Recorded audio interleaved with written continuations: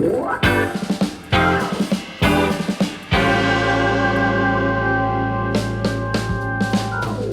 morning, everybody. My name is Phil Ike, and I'm here with another episode of Michigan Main Street Stories. Today, I am in Milan, Michigan, joined by Jill Tewsley. She's the executive director of Milan Main Street, and Jade Smith. He is the board member, a DDA board member, and a former city administrator here in Milan. Good morning, guys. Good morning. I'm excited to be here in Milan. I've never actually been here. I've seen kind of signs on the highway and things like that. So I was excited when I got this assignment coming down from Michigan Main Street to come pay you guys a visit.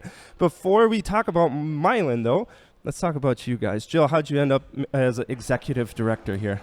I actually had been a resident in the city for quite a long time and had started my own marketing and contracting marketing business, and was doing some work for the city of Milan, helping to plan some events and do some marketing. And this position opened up, and it seemed like a perfect fit. And I just went for it. It was great. Yeah. Why did it seem like a perfect fit? What was it about the job that said, hey, this could be for me? Well, first of all, it was to help support the community that I love and had been part of for a long time. But also, just for me personally, it's always been important to create a stronger and better place and leave it a stronger and better place for the people after me. The history of it, the storytelling of place and of people is really important, and that being able to contribute to that and create a connection between the residents here and the community was really important to me, and something I'm passionate about. Jade, you're the former city administrator here. What was it about that position that got you into saying, hey, I want to administer the city of Milan? Right, yeah. So I've been a resident for almost 20 years and been in local government in other communities prior to my time in Milan. And when the opportunity arose for me to get involved and make Milan a better place and move Milan forward, I saw that as an opportunity. And, raising a family here in this community, there's a lot of assets that were kind of untapped. So we felt, I felt like it was the right opportunity, and then came to Milan, and here we are. Awesome. Yeah, and that's a great segue for the next part of this is some people are going to be listening to this audio only, and they're going to say, yeah, I've never been to Milan either. I see that sign, and I've never actually gotten off the highway to go check it out. Jill, question for you. How would you describe Milan to somebody who has never been here before? I mean, we have a really charming 2-block downtown with historic buildings, and nestled alongside a lovely little lake that has a historic story tied to it as well, because the lake wasn't always a lake. It was just a river. Oh, really? And Henry Ford actually dug it out to make a lake when he came here and put some of his village industries in Milan. Wild. Yeah, so that's pretty cool. So there's stories to tell all about Milan. So it's worth the trip off the highway just to see the buildings and learn a little bit about history. Oh, I love that. And Jill, before the interview, we had emailed back and forth, and one of the things that you had mentioned about Milan's story is that it's very much a story of renewal. And it's a story of renewal, I think, that resonates with so many communities here in Michigan. You go back to the 50s and things were booming, or even earlier than that. It was the boom town. Everybody wanted to be there. The streets are full of people. And then for one reason or another, whether it's industry leaving or urban sprawl or suburban sprawl or whatever it is, the life kind of gets sucked out of that city center. But like a lot of communities, that sense of renewal is coming back. We're starting to reclaim the importance of downtowns, of main streets, of having a really centralized location here for everybody to go and meet people and shop local businesses and things like that. So from a community building perspective, what does it take to move a community from what it is now to renewing it to what it can be? Jill, I'll ask you first, and then Jade, follow up with you. I mean, I think we were very fortunate in the renewal process in that we have so many people here that have been part of this community for so long, and that's probably true of many communities, right? But the stories about our community and the vibrancy and the history have never diminished. They've always been there. There are people continually, sharing what Milan has been and has always been, and the stories of the past. So that connection, I think, was vital in us understanding the history and respecting that, and then moving us forward. And then we have all sorts of new people coming in, and to me, it's creating that connection between place and people in the new community members and residents that has existed in the longtime residents here as well. So that has been central, I think, to everything we've done is creating connection, creating passion for place and love of place. I love that you focused in on the people being so critical, because we're sitting here in the Owl, which we'll talk about in just a second, and I'm looking over your shoulder, and here's a family with kids running around. One of the kids ran right underneath my light right before we started. But here is a very specific place where people can come. It's whether it's families, or you were talking to someone earlier, your kid goes to the same school as their kid, or they sing in the same choir, and like here's a place where you can just organically meet up with those folks, and those connections between people is so important. Right. Well, we're not Boston, but the Owl is kind of like the Cheers of Boston, right? Yeah. Where we all kind of come together and do run into each other and catch up with one another and connect and families meet. And we are that small town where you pass people on the street and people, and having those places and seeing families together is central to that too. Yeah. Jade, what about you? What are your thoughts about that? Well, when you look at a community like Milan and you talk about renewal, when you had so many communities with downtowns like our traditional downtowns really went through, they were basically just decimated when you brought in malls and when the creation of the highway.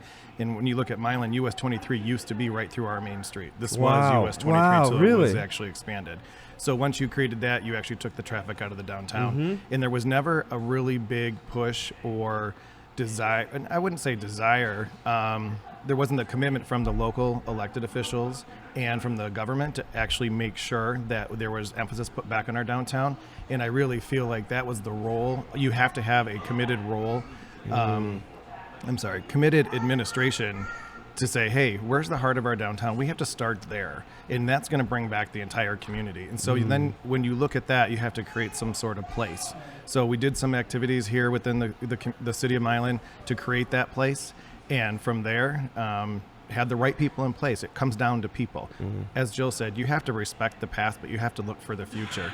And I think you have to get all sides of the community at the table to say, what do we do to move it forward? And then the local community actually has to listen to that. They can't just sit at the dais every 2 weeks and make decisions and say, this is what we're going to do, this is what we're going to do. No, you have to listen to the people. And you don't wait for the people to come to you. You have to go out to them. And I think that's something that was really it was great what the city of Milan did. We went out. We wanted to talk to people. Jill, when she first got this position, her office was right here in the front window of the Owl. She sat here I love that. Day after day after day. Every day when I was the city administrator, it was not uncommon to find me down here at 2, 3 o'clock in the afternoon walking around just talking to people. And you have to make that connection from the people that are basically 3rd, 4th, 5th generations in Milan to the ones that just moved here maybe last year or the year before and are raising a family. Oh, wow. It's such a great concept there, in that communities don't build themselves. We don't get to just live in a place and then have the place grow up around us, and now we have all of these great businesses and resources and a great quality of life. We have to create those things ourselves. We all have to participate. We all have to contribute, and being in a place where you can be seen and talk to people and get that buy-in from the community is such a critical part of that. So, Jade, you had mentioned some activities and some actions that Milan did to say, hey, we need to reclaim this place, this community. Can you point out any specific actions that Milan took? Yeah, one that was pretty controversial right when I got into office, I'm not an elected official, but once I got my position, I looked at our downtown and I said, okay, this has to be the heart of our downtown. How do we create place? I knew all about placemaking. We had to look at a way to do it faster, better, cheaper, because that was kind of that's the introduction to placemaking, and see if it works. Don't spend a lot of time. So I was able to convince our city council to actually close a road, which is now called Toland Square across the street. Excuse me. A little controversial, actually very controversial with the community. We took away a major thoroughfare that people, it wasn't supposed to be that way, but that's what people were using it for, to get from north to south. And we closed it, started hosting community events there. People hung out there. You can take your coffee there, you could eat. But it was really like, that's the place that people can go.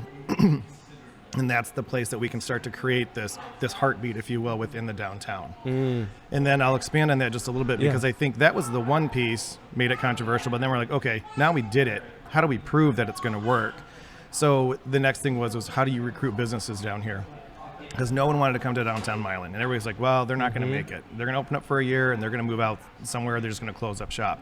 So Jill probably was the biggest mastermind behind this, but we decided that we're going to walk the walk, and we opened up our own store during the holidays back in 2000, and I think it was 16, and then started to bring in other vendors to kind of do pop-up shops in vacant buildings, just to say, hey, just try it out.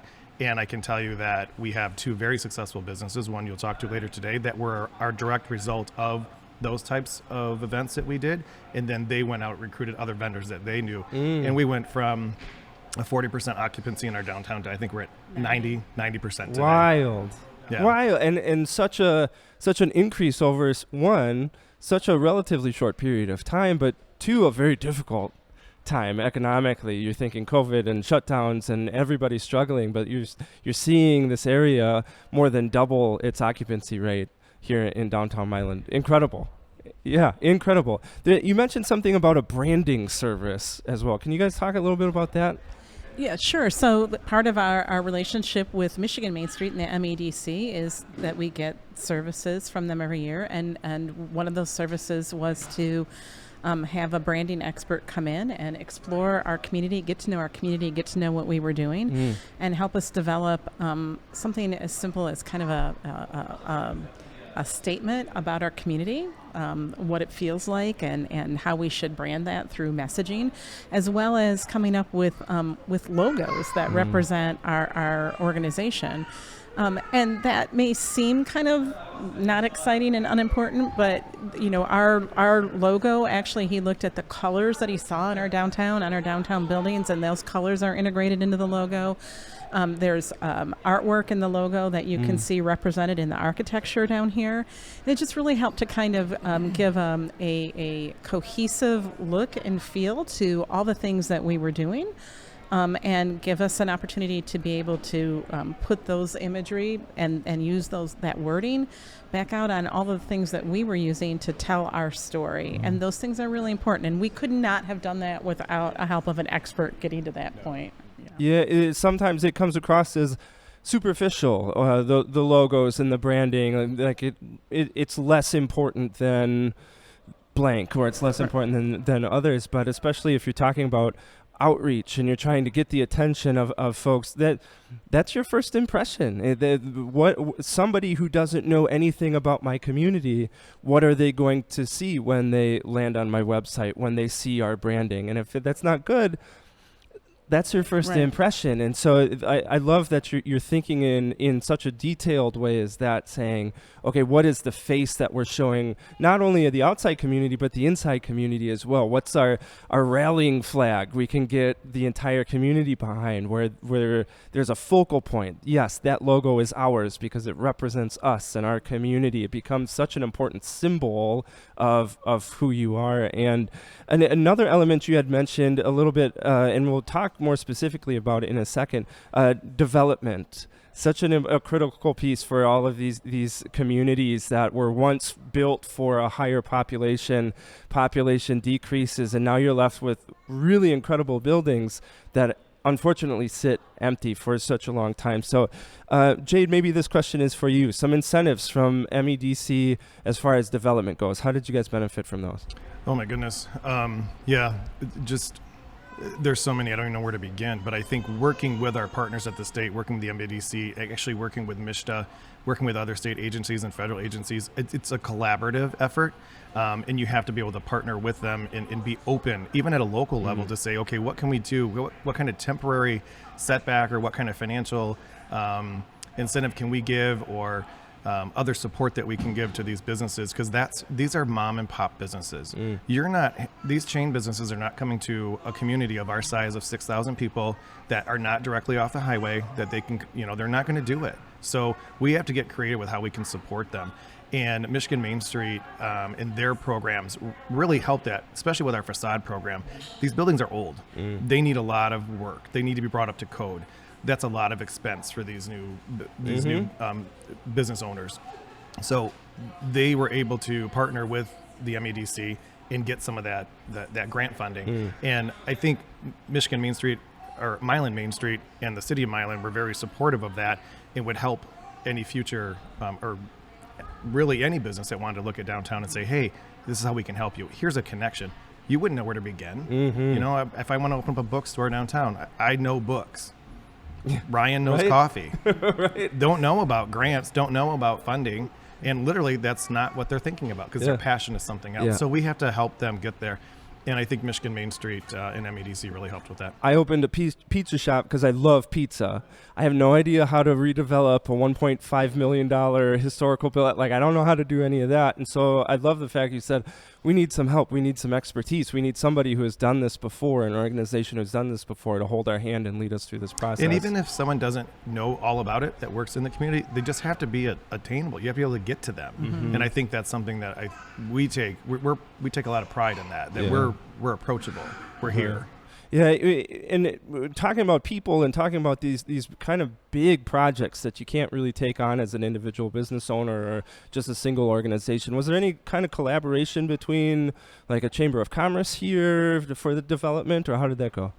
We have a Chamber of Commerce. Yeah. We do.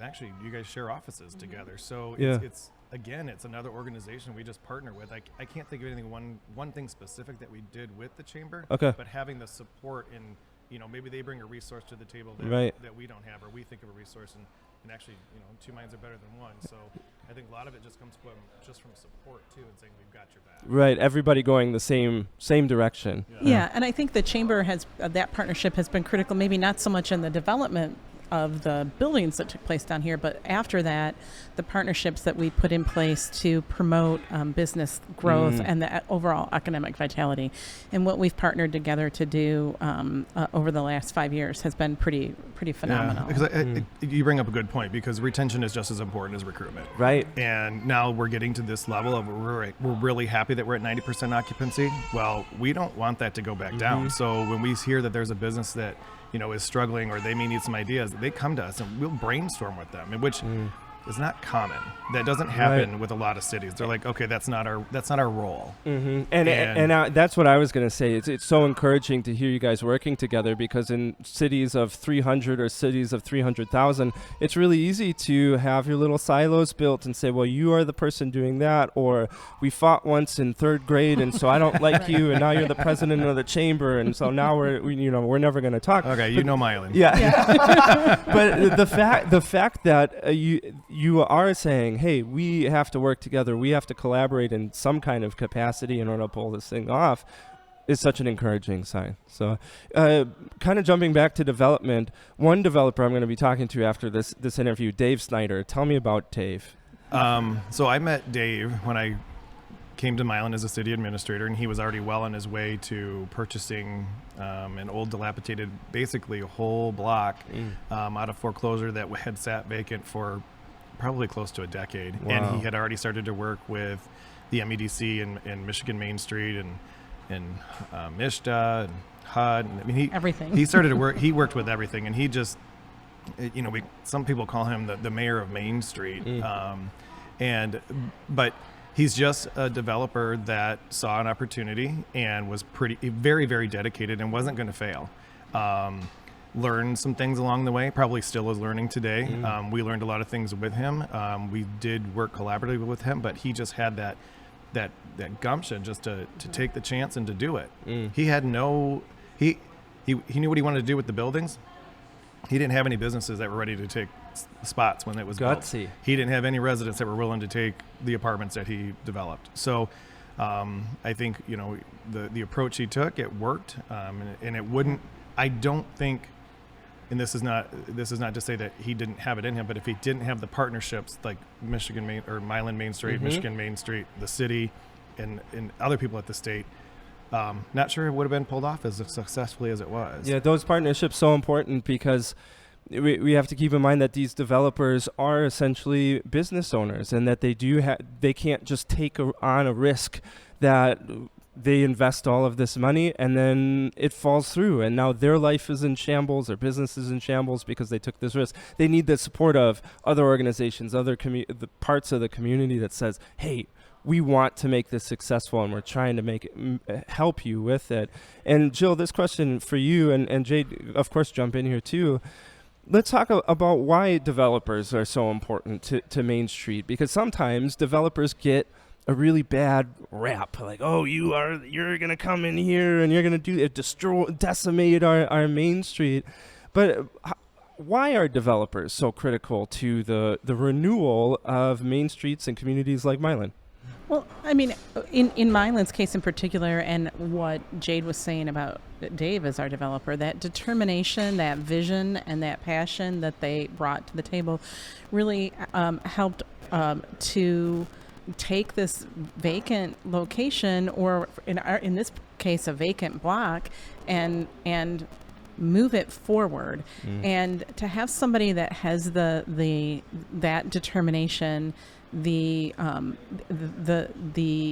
dedication to kind of help you and partner with you through that process. I mean, we could not do that alone. We needed those people in place to help do, and I think it takes a certain mindset too, like the way that he operates and is organized and thinks and does things may be different than the way we do, and partnering together and moving all of that forward. And also, I think that, in my position, I'm limited in what I can do in terms of moving that all forward, and having that partner in there that can like take something to the next level, go out and seek out people to fill spaces too, and is really helpful. Yeah, Jade, anything to say there? Well, you can have developers that are completely the opposite too, which can be a detriment to your downtown. Absolutely. Actually, anywhere in the community. So I just can't emphasize enough having someone who's actually determined and has a vision. Sometimes it may be a little bit different than the cities, but that's why you have code. That's why you have ordinances and zoning and all that to keep the bare minimum in place. But yeah, but then you have the developers on the other side. So having someone that's dedicated like that is vital to a downtown. Can swing both ways. Absolutely. Some communities are inviting any and all developers because they're craving some kind of sense of momentum and renewal. And unfortunately, over time, they do get more things, but you lose the culture of the community, or some things were successful at the moment, but they weren't necessarily built for the future. And so in 10, 15 years, you're back to square one, looking for more developers and things like that.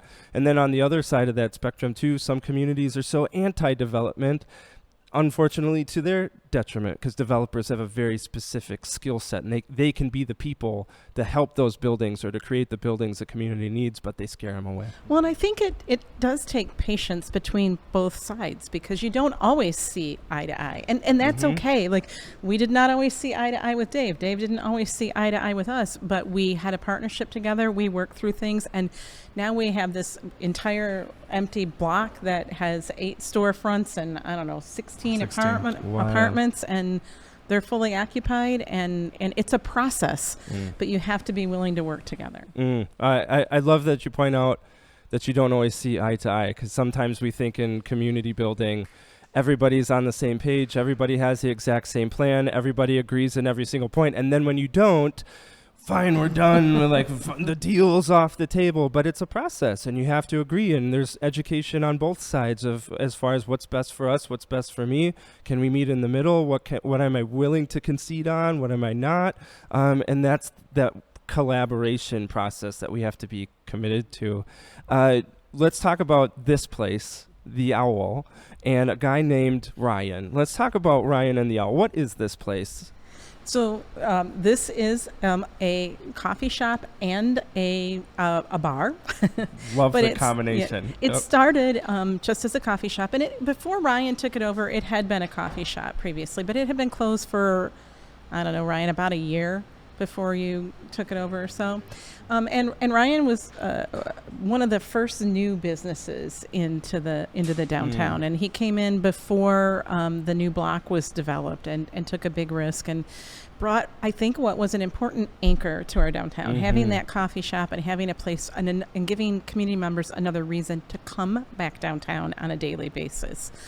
And you're going to get to talk to him in a little bit, but it's been interesting to watch how he has grown his business too, because he has adapted his business as the community has evolved and changed. So it wasn't always a bar.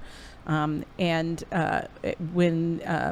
the business began to grow down, or community began to swell down here, he was able to take advantage and grow it and expand his hours and add new services, and which in this case happened to be craft beer and wine and cocktails. And that's been a really important part in the growth of our downtown too, because his extended business hours, this was a community that closed down at 5 o'clock or earlier. And now we have nightlife down here, and in a small community that's really important. And he was critical in making that change and being visionary and bringing that to us and taking the risk and making that It's such a happen. brilliant move from a business perspective, because if I am here in this place, the longer I can stay open, the more money I can make, the more customers I can have. If I can diversify my offerings, not only am I getting people caffeinated in the morning, but I'm also getting them a little tipsy at night. And like, everybody can have the best of both worlds. But then also from a community building standpoint, we have limited spaces. It's not like we're out in Detroit and I've got 1,000 coffee shops I can pick from, and then I've got 5,000 different bars and things that I can go to at night.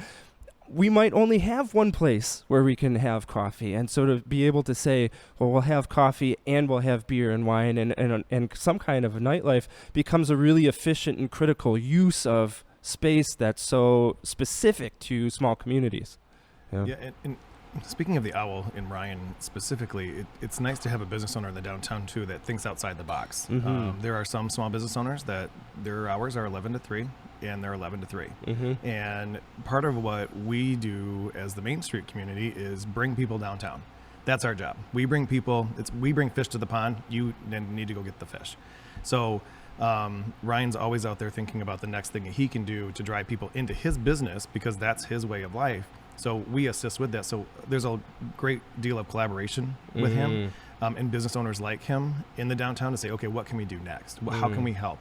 And then we play a role in that. The individual businesses play a role in that.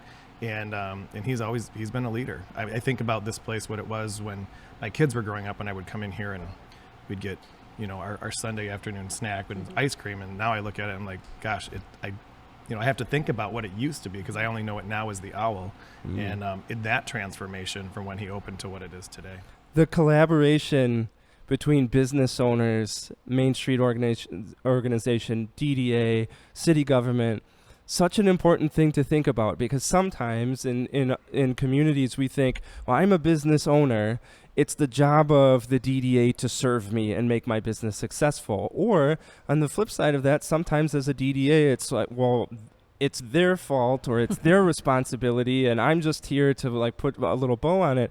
But it really takes that partnership to say, hey guys, maybe if we were open later, we would be more successful. And for business owners to consider that. Or like Ryan saying, what else can I do with my business that could encourage more people down here that not only helps my business, but helps the businesses around me? And that kind of team mentality to say, how can we move forward as a community is so critical when we're competing against things like Amazon and the internet and kind of the inherent draw to larger metropolitan areas like Grand Rapids or Detroit or Chicago or New York City.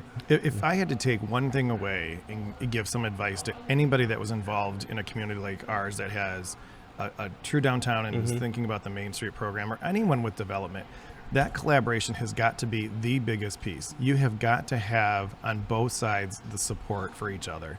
It is, like you said, it is not a one-way street. And so getting people in, business owners that can think that way, and then getting people that are involved with city government the same way. And you've got to work together. And that's not seen very much out there.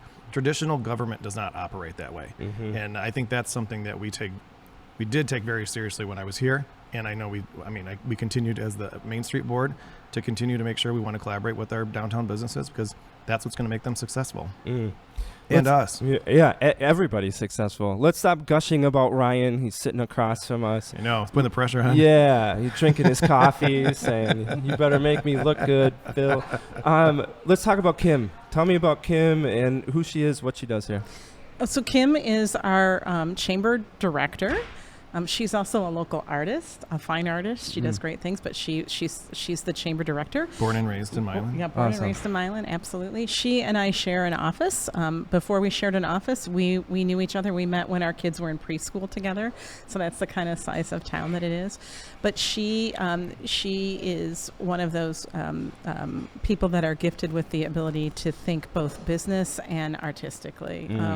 And that's been really important in the partnership that Main Street has had with the Chamber as well. So every year we implement several different programs together to support our businesses, not just in the downtown, but what we say the whole 48160, which is our zip code, and kind of implement different programming that encourages support of businesses, local spending, and just collaborative efforts that support the economic vitality of our entire community. You mentioned a little bit earlier about when we were talking about placemaking, controversy, and I want to point out that that's not individual to Milan. Every community I visit, some kind of placemaking, whether it's shutting down a street or a public piece of public art, or saying, hey, how can we turn this alleyway into a park instead of an abandoned piece of concrete, ends up being some controversial in some capacity. For you guys, as you are exploring the art of and science of placemaking, what does it take to make placemaking successful, either on a social level and getting buy-in from citizens, or just the project itself? So Jill, I'll ask you first. Well, I think that and I've alluded to this earlier, but it's the connection, it's the falling in love with the place. So you create the place, and let's go back to change or to controversy a little bit. That happens as a result of change. Anytime there's change, there's going to be a little pushback because it's different. But once people begin to kind of experience the place and connect with that place and then fall in love with that place, then that's when that happens. And the controversy, and I can't underscore enough how important that the creation of the Toland Square place was to our community, because it gave it it created a central location that people could connect in and gather in and fall in love with and experience our community in a way that they hadn't experienced before. And that was really, really important and critical to moving our community forward. I know, I will say that it caught my eye as I was driving the wrong way down behind the buildings trying to get to your office. As soon as I passed it, immediately I looked over and I said, ooh. And it's a signal to me as somebody from outside the community that community is important to this place, because here is just a small little block said, hey, cars, you guys can go away, or you've got lots of other places to go. Here's a place for people to sit, drink coffee, drink beer, listen to music, whatever it is, because that's important to us. And it sends a signal to me, even though it might rub some folks the wrong way, that community is important and things like that. Yeah. Jade, what about you? I think you have to overcome that controversy. You have to, if you're going to create a sense of place or a place, you have to then make sure you program that place to show some successes and invite those people that were opposed to it. Say, hey, come be a part of this. Yes. We need your help. Yep. What would bring you here? And I think before we even closed the road, we had some thoughts about what we could do there. Concerts and like you said, just small gathering areas. People could rent it out for parties. Like we already had ways that we knew we were going to be able to program it, and we've done that successfully. And I can tell you, as recently as probably just a few months ago, we now have somebody that sits on the Main Street board that was absolutely against the closing of the road. And she's told me, she goes, I love it and I still hate it because it's an inconvenience for her. Yeah. But she loves it. And now she's part of the organization that supports what we're doing downtown. So, and then there's some third, fourth generation people in town, residents, that also didn't like it because it's never been that way. Right. Don't do it that way. No. Yeah. So Now, they're down and they're active. I mean, we had the Historical Society sitting on the square last night at our third Thursday event. Yes. What both of you guys are saying, I think, is such an encouragement to other communities, either as they are doing placemaking themselves, or they're thinking about it and say, oh, this is really something we need to do, but it's going to make some people mad and we don't like that. That pushing ahead in a way that's community centered, and that also is teaching people along the way why this is important to do, what the effects are going to be, not just imposing your will on the community and say, well, we're going to shut down all 20 streets in our downtown and you're going to love it, but teaching people along the way and saying, this is why this is important. We get that you love this road and you drive by every day, but look, just trust us, or look at what the results are going to be, is such an encouragement to them to say, yes, people will oppose it, but like Jade, you pointed out, they can also come to love it when they see, when they walk downtown and they see hear music. You have to sell it. Yep. And I remember back when presented to the city council about closing it, I mean, it was a sales pitch, and you have to continually sell it. You can't just rely on that philosophy, if you build it, they will come, but you have to continually do things to bring people to the place and build that connection once you've created the space. So, for example, last night we had our Third Thursdays event, which is like a small little festival that we do once a month throughout the summer, and hundreds of people were downtown milling through the square. Tonight will be live music in the square. We do live music every Friday all summer long. And, sometimes there are 25 people there, sometimes there are 200 people there, but it doesn't matter. It contributes to the vibrancy and to the feeling that your community is alive, and it further underscores people's connection to place and space. Mm. Yeah, and I think, you say hundreds of people, and to some communities they're like, oh, it's just hundreds of people, but we're a community of 6,000. So I would venture to say we had more than 200 here last night. I would go 300 to 400. So if you're pushing close to 10% of your community is down here, huge. That's a big percentage. Mm-hmm. And yeah, you had people from outside the community, from other communities. We love that because they've heard about it, and we did hear that last night. But that's still part of the community. I mean, there are people that are contributing to here, that's contributing to our businesses, but our own community comes out to support this, and that's huge. That speaks volumes for us. When you create that place, that's your success story right there. When you can point at it and look at a picture and go, wow, look at all those people on that what used to be road. Yes. Have the strength and the knowledge and the confidence to create something, and then Jill, you're saying you got to use it or you lose it. You can't just put benches in a street and say, oh, this is placemaking, or you slap a mural on a building, oh, this is placemaking. You've got to use it. You've got to incorporate it into the life of your community to make it successful. I love it. If I'm going to ask you to look into kind of the crystal ball of Milan's future. First, kind of more concretely, are there specific projects or initiatives, or maybe the next step of placemaking that you guys are looking to do here to improve the downtown area of Milan? Well, there are always things Yes. on my list of things we want to do. Yes. And if I told you all of them, I'd be giving away my secrets. Yes. And also, the list would be very long. But I think for us continuing to build on those public spaces and the look and feel of the downtown and how user-friendly and pedestrian-friendly it is, dealing with the speed of traffic related to the pedestrian's ability to get around, whether it's also improving the look and feel by contributing to more public art, or adding more beautiful planters and designs, just continuing to make it look better too. But also continuing to support business growth, whether we're building up or out or adding more residents to the downtown. It was really interesting. We have just recently, one developer refurbished an upper level apartment downtown and created and turned it into an Airbnb. And it is a beautiful Airbnb in a tiny little town that's 2 blocks wide, and it is hard to rent. It is rented almost all the time. And I had one of the somebody on the street last night to say to me, "Why would you need an Airbnb in Milan. And I'm like, well, Mm-hmm. first of all, we're not far off from Ann Arbor, which is incredibly busy, and people are always looking for places to go. But also, we have things going on in our tiny little town right now, and that success of that Airbnb supports that. So additional growth to bring more people, more visitors to the town.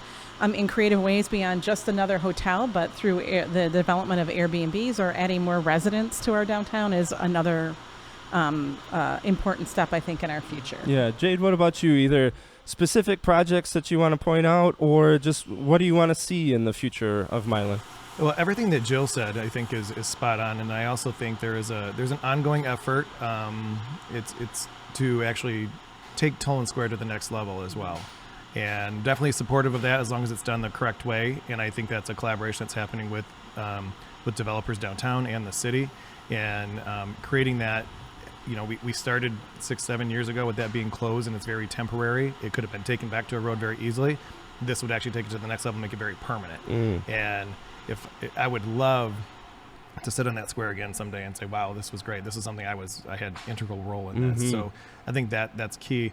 And then also just the continued growth and expansion of what Main Street can do for the whole community, because we've been very successful what we've done right in the downtown, but in a community like this and of its size, that has that reaches much further than that too. So how do we take some of the same practices we have and draw in the rest of the community to kind of take on the same thing to make a better community too? And then continuing to look for different place making ideas, and then, as Jill said, changing some of the things in the downtown, because now that we have some repeat customers, if you will, that come to all of our events, creating a unique experience every time they come back. Like, oh, that wasn't here last time. Making them want to come back again, because we don't ever want to just sit idle and say, oh yeah, it's just another third Thursday. No, they're gonna get bored with that.